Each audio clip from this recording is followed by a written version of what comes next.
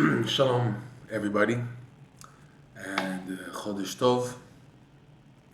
So, we're in the 9 days, and we would like to just give an insight in the 9 days as it connects to this lesson, the Likutey Moharan lesson 24. For sure, without a doubt, there's a connection between the 9 days and the 9 chambers, which we didn't talk about at all yet. But the 9 chambers are basically the three groups of Sfirot. You have Netzach, Hod, Yesod. You have Chesed, Gvura, Tiferet, and you have Chochmah, Bina, Da'at. 3 plus 3 plus 3, that's 9. Okay? And in this lesson, he says, in order to experience the infinite light, it can only be done through these 9 chambers, and even in these 9 chambers, it's called Mate Vela Mate, which means reaching and not reaching, which means the Keter shines its light into these 9 Sfirot, in and out, and you experience the light, and yet you don't know about it. It's like they pass something quickly in front of your eyes, and you didn't see it, but your subconscious saw it. You know, they say that there was a very scary movie put out in the 1960s. I forgot the name. It was called Psycho. I forgot the name. Psycho. It was an Alfred Hitchcock movie. He was a very scary movie producer, and he wanted to get people scared, like without them knowing about it. So the end of the movie, there's a scene that there's a lady taking a shower, whatever, and the killer has the knife, and he opens the curtain to kill her, to stab her, and you see her going, screaming, okay?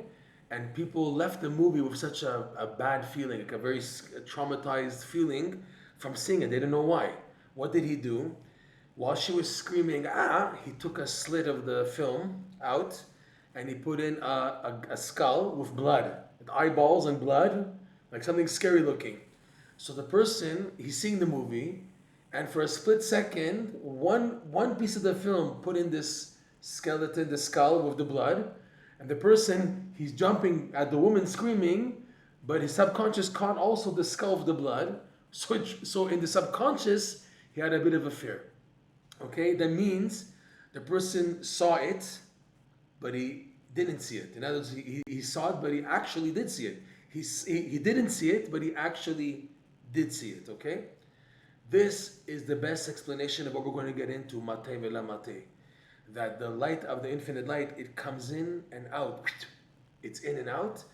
And that's how the Keter is also. The Keter, when a person is bounced back, so now the bounce creates the 9 chambers, these vessels that are super high. The person doesn't know about it. The Keter has allowed this person to create 9 chambers that he has no idea about. But the Keter will use them, shine in and out this light called the infinite light. So that the person has this light, but he doesn't know about it. He doesn't know how he knows it and how he's connected to it, but he knows it. It's two opposites in one. It's knowing and not knowing, and yet it's one thing. It's above logic, above rationale. But that's how this light works. This infinite light works, that you're given this light and it's taken out.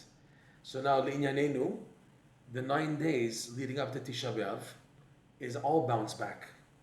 There's no music, there's no meat, there's no showers, whatever, Ashkenaz.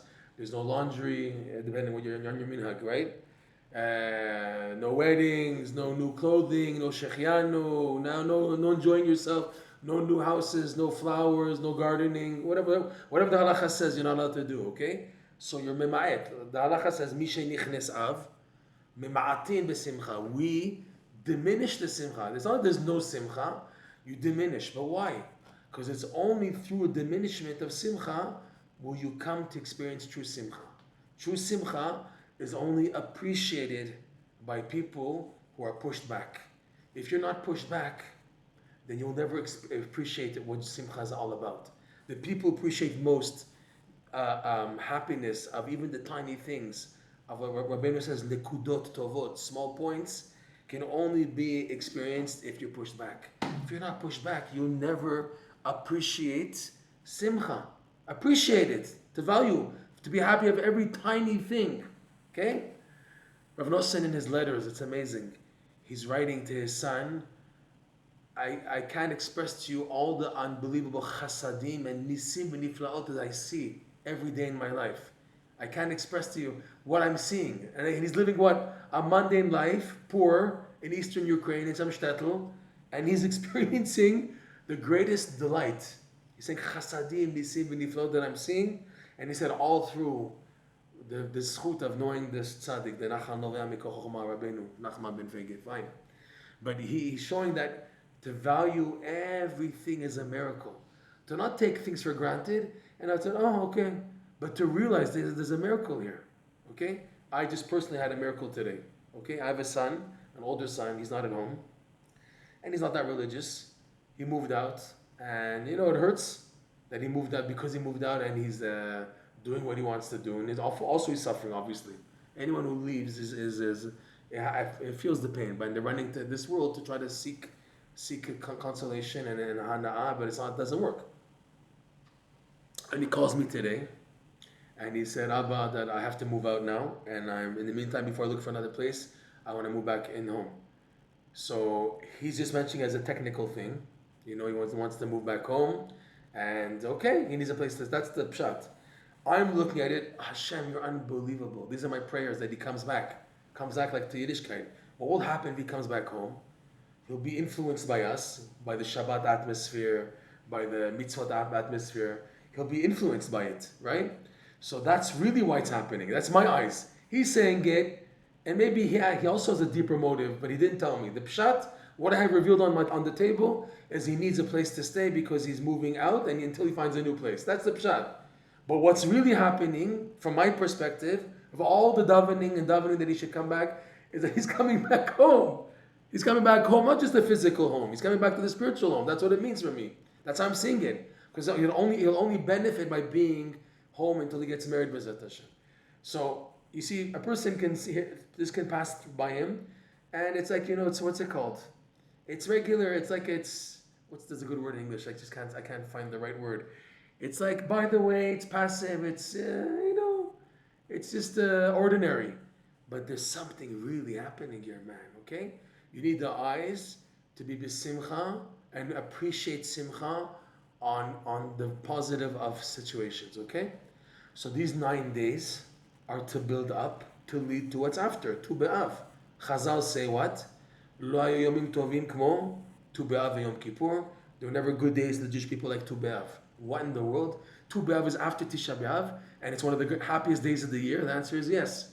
Because the happiness of Tu B'Av is because of the 3 weeks, the 9 days, etc. Okay? So these 9 days are to build up the 9 vessels leading up to a rebuilding of the Beit HaMikdash. Rabbeinu calls these 9 chambers, he calls them 9 kelim, hechalot. And a hechal, the Breslov commentary say, is what's in the Beit HaMikdash. You had the hechal, right? There's a hechal, that's what it's called. The hechal is the inner room of the Kodesh Kodashim, of Holy of Holies, okay? So we're building 9 hechalim in order to rebuild. In other words, we pushed back, we experienced the destruction of the temple, leads up to the destruction, and then we immediately rebuilt. On the 10th of Av, we're already allowed to start doing the things, and it's a build-up at the Tu B'Av, okay? So this is these 9 days. The question is, what about the days before the 9 days? 3 weeks is divided in 2. There's 12 days from Tammuz, beginning of Av, and then you have, until Av, and then you have the 9 days in the month of Av. What's the 12?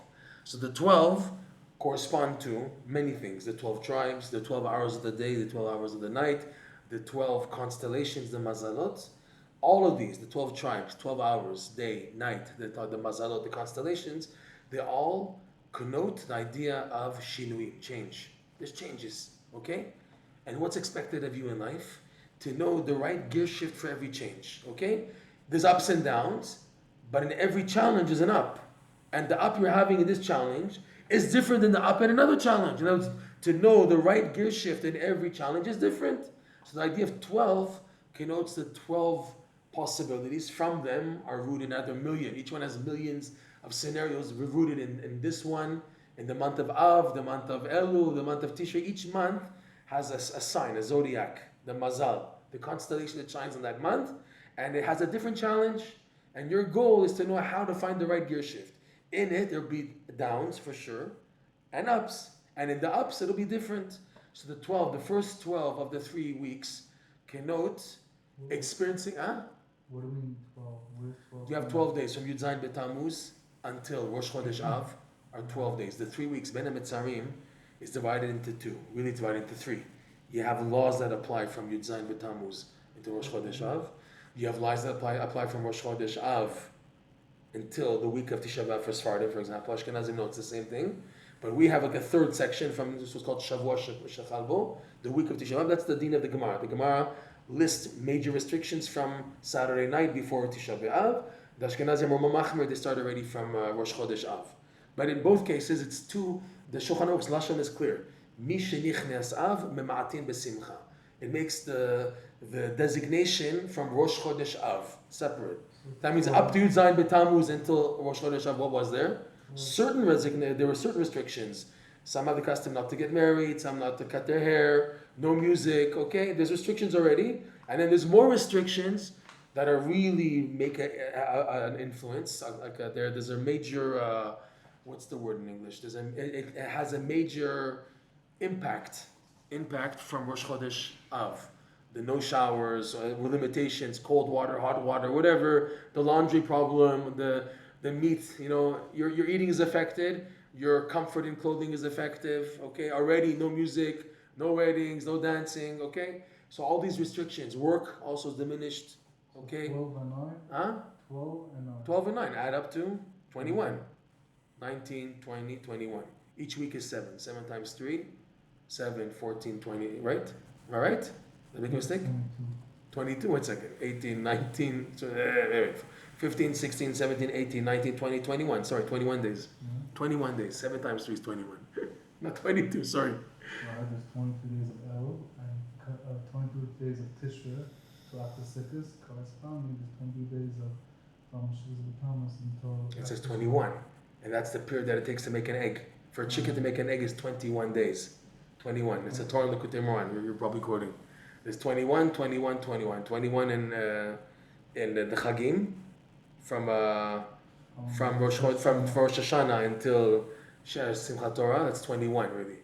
21 is Hoshana Rabbah. 22 is the bonus, which this year we didn't have. We didn't have this bonus this year. Whatever. 21 days of Tishrei. 21 days of an egg, morning, and 21 days of the Ben HaMetzarim. Kaf Aleph Yamim. Okay? So you have 12 and 9. The first 12 are each day, it's crazy, they say this in the Sfarim, that each day of the first 12 days of the 3 weeks correspond to like the first 12 days of Nisan. You remember in Nisan it says that every day of Nisan corresponds to a month of the year. So the first 12 days of Nisan are connected to the 12 months of the year. You can fix already the damage from last year Nisan to this year Nisan on the first 12 days. Okay, that's the idea of the first 12 days of Nisan. And so too, the 12 days from Yud Zayin B'Tammuz until Rosh Chodesh Av are again reactivating the 12 months. And you're going through, but this time, not the success and the challenges, the disappointments and the challenges. That's why it's heavy. The heaviness from Yud Zayin B'Tammuz until Tisha B'Av, until Rosh Chodesh Av. And then the 9 chambers are created and you're being bounced back.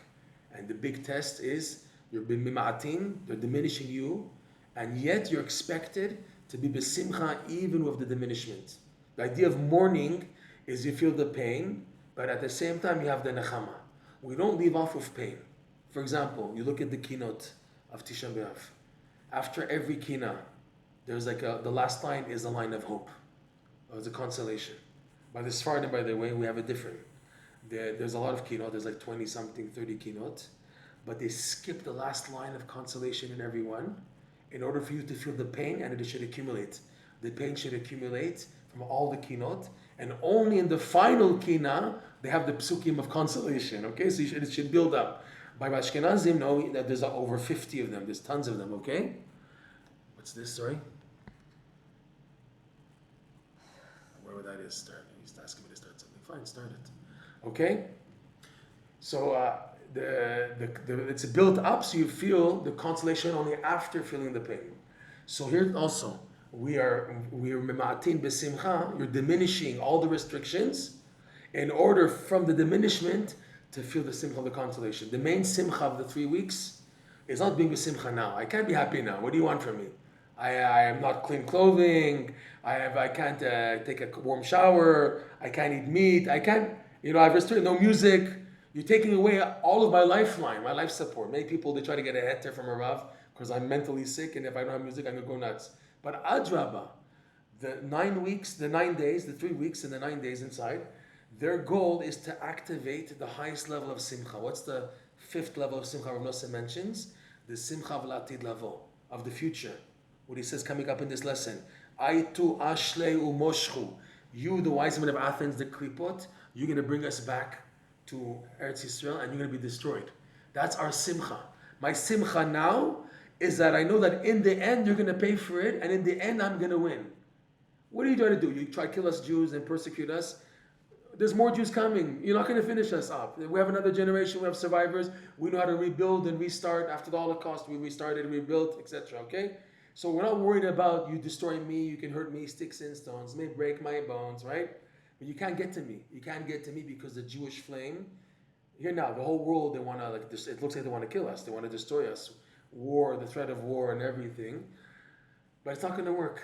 There will always be a remnant of Am Yisrael. Always. There always was, even at the hardest time in Bayit Rishon, Bayit Sheni, when almost all the scholars were killed. Right? It was like one, I think of Shimon ben Shatach, I think the Gemara says, that he was left alive and he taught Torah for the next group of Talmidei Chachamim until now. Meaning, there's always hope. You kill here, but there's leftover here. The shev tzaleh, the sheep, there's those who were taken or who were killed, and those sheep who were saved. Always. The shepherd has the sheep that he keep, and the sheep that were taken away. So whatever happens to Am Yisrael, there's always a continuity. Nachon, it hurts, it's a down, but there's an up. On the 3 weeks, our simcha is the final one, that I know that in the end, you guys are going to pay. You sitra achra, you evil people, you evil ones, you terrible people and terrible influences and yetzara and nachash, whatever you want to call them, you're all going to pay. Do bad, go do bad. You'll pay even more. You'll pay even more. It'll be even worse. Go do bad. You're just digging deeper your own grave. Go ahead. You want to kill? Go ahead. You'll see. You're going to pay for it though. You're going to pay. I'm laughing because I know that we will in the end come up victories. That famous picture, I can never forget it, of the Nazi cutting off the beard of the white beard of the old Yid, and the Yid is smiling at the Nazi guard. The Nazi's cutting with scissors his beard, and he's smiling while looking at him.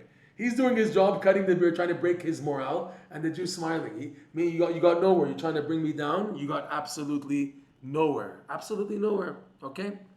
So this is the message of the 9 days Tisha B'Av, is we have no simcha now. We have no simcha from now. Our simcha is from the future, and from that I can be mitnachem and have consolation to even be happy now, B'ezrat Hashem, with all the limitations. And Hashem requires that. Hashem wants that.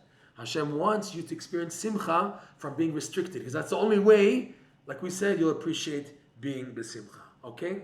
With all that said, let us now continue with where we left off in this unbelievable paragraph. This is, like we said, the spitz of this whole lesson. We worked 3 years to get to this paragraph.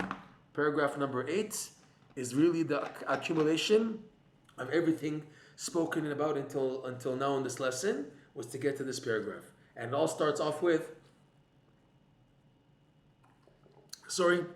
doing mitzvot with joy.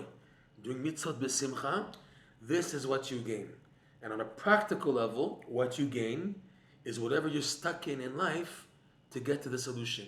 Ki b'simcha tetzeu. Just to go off, we're going to be making hopefully keychains and car air fresheners with my picture. I have a comic picture like this, oh my darling Clementine. Like that's comic image like this to make people laugh. And on the top, ki b'simcha tetzeu. And in English also, for joy you will leave. And the idea is to teach people this lesson, the antidote contained in this lesson, the healing, the refuah in this lesson, how simcha is the key to get out. When we say to reach the infinite light, on a basic English translation, practical translation, this means to see light in your life, to find the way out of your darkness. How does it come? Through simcha. Simcha activates the infinite light, Infinite light is the light that you need in your darkness to get out. Very simple, very pashut, okay? So now, we have to go to the details now. We have to learn it, because the more you learn it, the more you activate it in your life. So he says like this. I'm going to just go over quickly where we started from the beginning of the paragraph in the last class, and we'll continue from there. וכשעושה ומתקן את המיישב והמסדר. And when a person makes and rectifies the meyashev mesader, I don't know if we mentioned this last class, but he associates Rabbi Nachman, Rabbeinu, asiya, making, with yishuv, settling of the mind, and tikkun, rectification, with the organization, the structuring of the mind. Okay? And it's amazing, because this is the order that's reversed. The normal order that he mentioned earlier, like we said this last class, is mesader and meyashev. First, l'sader, to organize and structure, and then to settle. That, we tried to explain, possibly, the keter in its root is like that. There's first seder, and there's meyashev. But by us, it comes down reversed. Okay? For us to connect to it, we need first yishuv and mesader. Because what's closest to us? From up, down, is mesader, meyashev. From down, up, us, towards where we're trying to get to, it's first leyashev or lesader. And it makes sense that you have to first make the yishuv. You have to make it. You have to make the yishuv adat. You have to calm down. You have to create a scenario to be calm, to have a calm mind. I was just thinking today, what's the difference between young people and old people? I'm not talking about old stam people, like old Talmidei Chachamim, people who are learned in Torah, right? What's the difference? They say about older Talmidei Chachamim, older Torah scholars, that they have da'at miushevet. Their mind is settled. It's true about also regular old people, but in old Amaretz, you can't get that far with him. It's an old person who's learning Torah, that he has what's called Yishuv Adat. What can be compared to? Yishuv Adat is like, you have a person who's on top of all these little blocks. Okay, so he's jumping around, but he can't enter into the blocks to make them like a home. He's on top, he'd be jumping around. That's a young person. A young person, he's very active, and you can tell him what to do, and he jumps up and he climbs 20 floors, but it has no value that much because it's not inside. It's like on top of the building blocks. An older person, he's already inside the blocks, he's made a home into them, and he may move slower, but it has value because he's inside. When an old person speaks, he may do things a bit slower, and you begin to make fun of them. Oldie fogey, come walk faster, this and that. You're right. Young people, like their blood is boiling, so they can move around and everything, and they make fun at the older guy, but they don't realize the older guy, he's now inside. He's now fixed, and he may move slower, but everything, every movement, every speech, everything he does has a value much more than the guy who's young and he's jumping around moving, but he's over the blocks. He's not inside them. You got that? It's unbelievable. So Yishuv Adat, it may be slower, okay, but it's the real deal. That's why the root for Yishuv Adat and Leishevet, to sit, which means less movement, no movement, you're sitting down, has the same root. Leishev is to sit, stop, and Yishuv Adat is settled mind. It's like a settled mind, which means it requires patience. That's a characteristic of older people. Person who's older and developed in the Torah, he does things with more settle. He's not like in a rush. We think it's a big advantage, someone who could do things rushed, but his mind is not settled. The goal is to be both. To be rushed, to have zrizut, but to be settled at the same time. That's the goal. That's the key, to join these two opposites together. To have the zrizut, but at the same time I'm settled. I'm in the vessels. I'm not above them, okay? So that's miyashev mesader. Here he says you have to make the yishuv, and then you have to fix the seder, fix the structure, because the structure needs fixing. The mind is all mumbled with all pieces of information and ideas, and they're not in the right place. You have to take the blocks, put them in the puzzle in the right place. That requires tikkun, okay? Asiya of yishuv, Rabbeinu hinted to earlier, associates the emuna needed at this stage. You need emuna to stop, and to believe that by stopping, I'm going to get somewhere in life. As opposed to, but I'm losing out. Why are you telling me to stop now? I'm on a roll. No, you have to stop. You have to believe that the stopping is what's going to let you continue in life. As opposed to, no, but I'm losing money, I'm losing time. No, you have to believe that by you stopping, is how you're going to advance in life. And that's why you have to asiyah. You have to make the emuna needed for the yishuv here to settle. And then the taken, once that's done, then you can fix. Now you see clearly where the pieces go. Piece B goes the way up here. Piece D goes the way here. Everything now is settled. Okay, so you have to metaken the seder. So now you're doing this. You do this how? How do you do all this? But like we said, joining the chokhmah bin adat with the of Yetzirah, this is the Kabbalistic translation, with the malchut emuna of Yetzirah, the higher world. You join on a practical level emuna with your brain. Meaning what? You don't rely just on your brain. When it comes to action, you push your brain aside and you do emuna. So if that's the case, why did I work so hard to learn? Because the more you learn, the more you know how much you don't know, and you have to rely on emuna. That we didn't get to it all. But he's going to say coming up, Tachlit hayediyah asher lo neda. A person who learns Torah, learns intellect the right way, his attitude will always be, the more he knows, the more he sees how much he doesn't know. I just have an insight on this coming parasha. It says that, I'll be planning to write an article on this hopefully at the end of the week. But in the parasha, Rashi points out what Moshe Rabbeinu says to the judges. The parasha talks about appointing judges for Am Yisrael, for the 12 tribes. And he said to the judges, and whatever is difficult for you, come to me. So Rashi says, because Moshe Rabbeinu said this, he was punished. Where was he punished? By the daughters of Tzlofchad. That he didn't know how to answer them about who's going to inherit the land if a man leaves behind only daughters and no sons. And he didn't know. So Rashi says a few things. One of the things he says is what he writes in this week's parasha, that there's a punishment to Moshe Rabbeinu, that he made a statement, whatever you don't know, come to me. As if to say, I know what you don't know. Okay? So the question is, so what do you want Moshe Rabbeinu to say then? If the people, you're telling the judges how to act. So it doesn't make sense to tell them, and whatever is difficult, so come to me to explain. What's wrong with saying that? That makes sense to say that. It makes sense to tell a judge who doesn't understand A, B, C, D, he has a question on it, so go to the greater judge, which is Moshe Rabbeinu. So what do you want Moshe Rabbeinu to say? Nothing? The answer is yes. He's supposed to say, he was supposed to, what's the punishment here? So then what was he supposed to say? He wasn't supposed to say anything. So the judges, how are they going to know what to do? So this is the thing, that when a judge doesn't know what to do, it has to come from him to ask. He has to be the initiative to know if I don't know what to do. So I go to Moshe Rabbeinu. I don't tell Moshe Rabbeinu that I'm here for you. Let the judge say, I need help here. It has to come from him. So what's Moshe Rabbeinu's attitude supposed to be? That he doesn't know. Because what?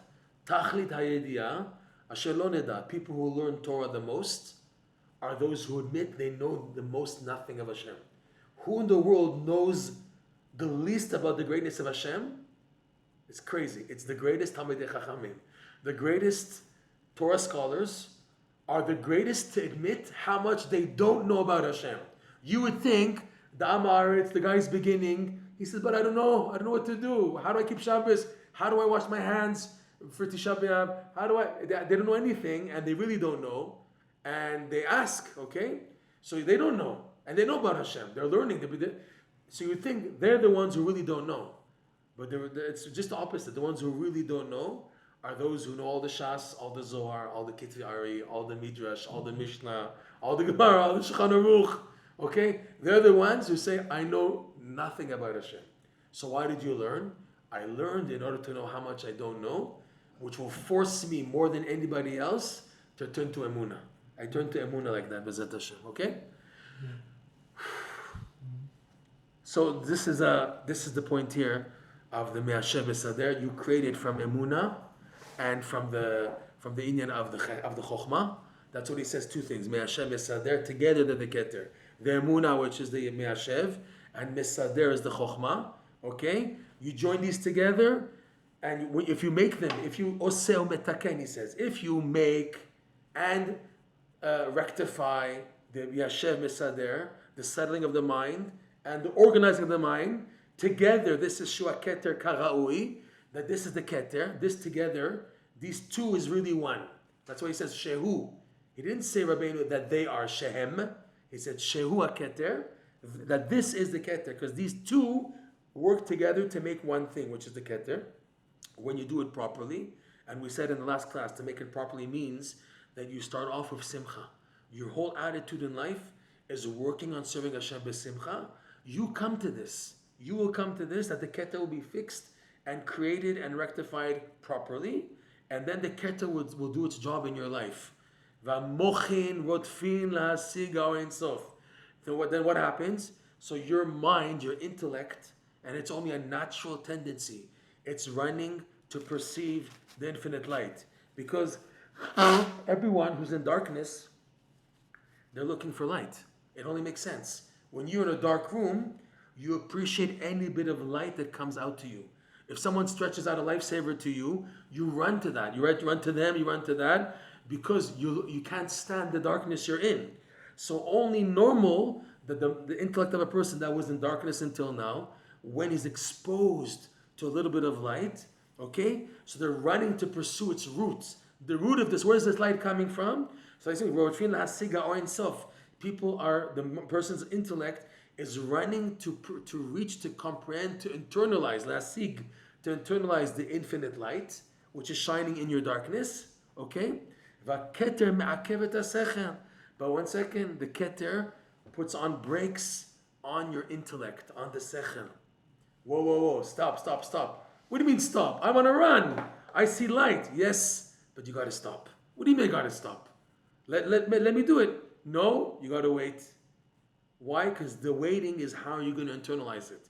If you think to reach it, you're going to internalize it, you won't. You can never reach it. It's like running away from you. You're running away from you, and you'll just disappear if you connect to it. So it's running away from you, and you have to stop.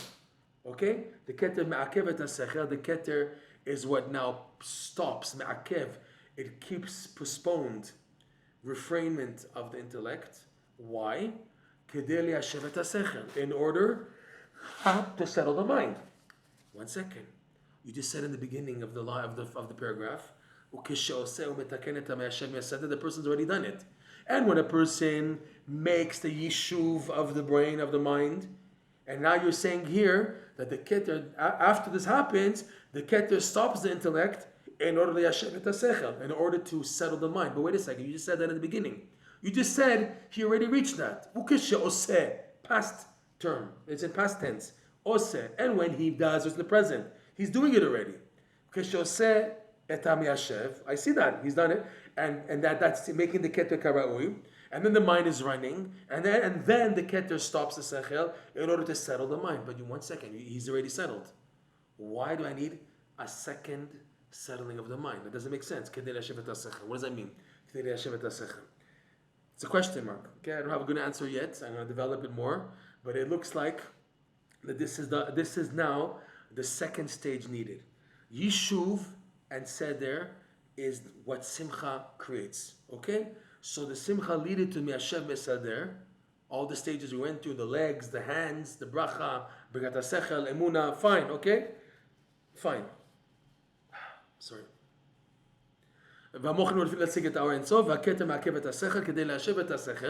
All this in order to settle the mind. For what? For the next level.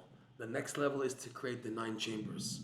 For the yishuv of the sechel, for the 9 the 9 chambers of the intellect. That's not enough. The first yishuv. The first yishuv you had was to come to the keter, to make the keter karaui. Okay, and once you made the keter karaui, and you continue to want to run forward, the keter stops you. Hold. Stay. Stop, because now we need. This is not how you're going to perceive the Or Ein Sof. You're going to perceive the Or Ein Sof by dafka creating 9 chambers, which you cannot do. It's above your level. So how do we help you do it? They stop you. They push you back in order to yashev et hasechel. You see, that's what he says. And through these 2 stages of the running and the me'akev, the preventing, azai, what happens? The intellect is running forward, and the keter is bouncing it back, preventing it from advancing. So through both of them, the running and the me'akev together, azai makeh mochin b'miyashev ha'mesader. So the person's intellect bumps into, it hits makeh, the miyashev mesader, which is the keter. It hits the the Me'ashev Mesader of the Keter. He calls it Rabbeinu Me'ashev Mesader. Just call it Keter. No, because he's trying to remind you what created the Keter. What created the Keter is Me'ashev and Mesader. That makes the Keter. And that's thanks to your Emuna and Sechel. Emuna and intellect, which is also running to pursue to understand, yet knowing I can't understand. Emuna. As much as I know how much I don't know. Okay? V'na'asin hechalin le'or ein sof. And this is what makes the chambers of the infinite light. Unbelievable. This hechalin. This is the process here. You're being bounced back. This is how you advance. Period. If you think advancing is just to go up and up and up and up and up, you'll pop. You'll blow up. We know that. Even from the Goyish world, all those people who are successful, afterwards they have a crash. Okay? In the money world, in the fame world, okay, people who are athletic, everything, they have a down afterwards. They go up and up and up. They build them up. This one dies from suicide. This one lost his marriage. This one ended his house at a mental institute. I don't know. They have all these funny stories. No one ends off, like Rabbeinu says, no one ends out of this world good. This world in itself has no good. The only good in this world is the light of Olam Haba that's shining into this world. Okay? So this is the message here. Another point I wanted to bring about Or Sof is the Baal Shem Tov explains this. The Baal Shem Tov says something unbelievable. This idea of learning Torah with Emuna, he says, by the big tzaddikim, they can look into the Torah, they can read Psukim, they can read the Gemara, and the letters that they're reading are vessels to shine into them awareness of the Or Sof. That's unbelievable. They look at the words of the Torah, and from the words of the Torah, they can see what's going to happen. They have Ruach HaKodesh. They can see all these crazy things that are going to happen or that are happening, that are really happening. And from the Psukim, you don't see anything in the Pasuk, but they do. They're able to see, they eventually reveal how they're seeing it. They see the connection. But the Baal Shem Tov explains that the otiot of the Torah are a vessel for the infinite light. And this is what Rabbeinu is saying here also. The vessel of receiving the Or Sof to the Keter comes from what's called Me'ashev Mesader of the Mochin, the brain. How do you Me'ashev Mesader Mochin? With the Torah that you're learning. You're Mesader all the pieces of Torah that you're learning in your life. You're not making organization. Okay? And with Yishuv Emuna, you can make the right organization. When this combination is done, Keter is made, and then Keter allows to shine into you the Or Sof. Where does that take place? When you're learning Torah, all of a sudden you see something that no one else sees. You have an amazing chidush that comes out. You just see a Rashi, a Pasuk, a Gemara, and you're flipping out. I can't believe what I'm seeing. Nobody else sees this, only me. Am I cuckoo? Am I normal? What's wrong with me? What do I see here? Am I my fault here? No. The Baal Shem Tov says Hashem has opened the infinite light in the letters. Rabbeinu in lesson number 4 says the same thing about davening. That when Hashem shines a person the infinite light while he's davening, so commensurate, according to how much light was opened, those words the davening person says is dveikut. That's why a person sometimes, once in the blue moon, all of a sudden he connects the words of the davening and he's flying. He's flying. He feels every word and he sees and feels such a connection at dveikut. It's an emotion, but it's true emotion. Okay? I remember, unfortunately, by me, the last time I had that opening was the morning after October 7th. For some reason, after the terrible Chorban of 1,200 Jews being killed, well, at least the next day, we're all like broken, remember? The davening, I was like I'm flying on a different world. It's as if like it moved such a kitrug, the killing of 1,400 Yidden, 1,200 Yidden, that now the pathways to daven were just open. And it took me like 2 hours to daven. I couldn't keep up with the minyan because every word was like just light, and light. So that idea, Rabbeinu talks about how the Or Sof can shine in your davening, can shine in your learning. The main thing though we want to say here is in the learning. It shines also in your davening. The dveikut with understanding, it develops in your davening also. But this is the Or Sof used by the Torah. The Torah shines its light, and the Or Sof lets you know what to do using the letters of the Torah. That's unbelievable, this idea. Okay? I think we'll stop here. Woof! That was pretty good. Thank you for joining, whoever joined. Visit Hashem. And follow-up is in Likutey Moharan lesson 24. And all these classes will be recorded. Visit Hashem. And Hashem should console us. Next week there won't be a class because it's Tisha B'Av on this day. May Hashem console us and turn our ashes into pe'er. and we should see the light of the tzaddikim, and the light of Simcha should spread throughout the world. Everybody now is angry and worried. That's not a good attitude. To bring Mashiach, we have to work on being besimcha, like the verse says, Ki besimcha tetzeu b'ezrat Hashem. Thank you, shkoyach, and have a good week.